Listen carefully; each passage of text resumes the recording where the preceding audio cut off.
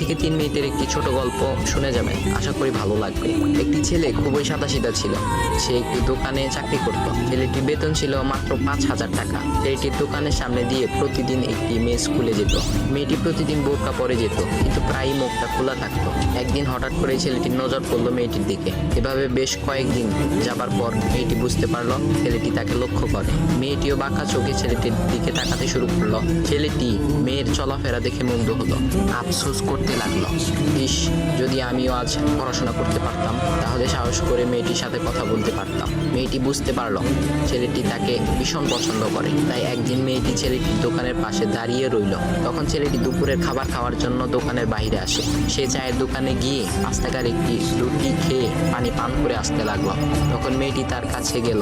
তুমি ভাত খেলে না, রুটি দিয়ে পেট ভরবে? তখন ছেলেটি মেয়েটিকে দেখে অবাক হয়ে গেল। তখন ছেলেটি বলল, আমি ভাত খেলে আমার মা, বাবা আর ছোট বোনকে কি খাওয়াবো? মেয়েটি শিক্ষিত, তাই অল্পতেই বুঝে গেল। সে হাত ধরে বলতে লাগলো, তাহলে তুমি যে আমাকে পছন্দ করো, আমাকে কি খাওয়াবে? তখন ছেলেটি বলল, আমি তো তোমাকে আপন করে পাওয়ার জন্য দেখি না, কারণ সে যোগ্যতা আমার নেই। তবে এটা সত্যি যে তোমাকে দেখলে আমার খুব ভালো লাগে, তাই দেখি। মেয়েটি ছেলেটির কথা শুনে চোখের পানি ধরে রাখতে পারলো না। সে বুঝে গেল ছেলেটির চরিত্র ও ভাবনা অনেক সুন্দর। সেদিন মেয়েটি চলে গেল। বাসায় গিয়ে রাত্রিবেলা মেয়েটি অসুস্থ হয়ে পড়লো। পরে তাকে ডাক্তারের কাছে নিয়ে আসা হলো।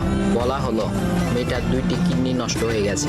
তখন মেয়ের বাবা ফোন করলো তার বন্ধুর ছেলেকে, যার সাথে বিয়ে দেওয়ার জন্য সে পাগল। কিন্তু মেয়েটি তার বাবার পছন্দের ছেলেকে বিয়ে করতে রাজি না, কারণ সে ছেলেটি টাকা থাকলেও কি হবে, তার চরিত্র খারাপ, সে লোভী।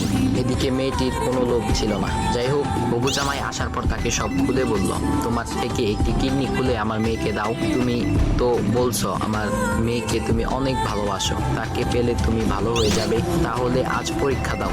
তখন ছেলেটি বলল, আমি আপনার রোগা মেয়েকে বিয়ে করতে পারবো না, আমার কি সুস্থ মেয়ের অভাব নাকি? এ বলে সে চলে গেল। বাবা তখন কেঁদে কেঁদে মেয়ের কাছে সব খুলে বলল। মেয়েটি বলল, বাবা তুমি কেঁদো না, একটা পথ এখনো আছে, আমাদের সামনে মোড়ে বড় একটা দোকান আছে না, তুমি সেখানে যাও। সেখানে যে তায়ু নামের একটা ছেলে আছে,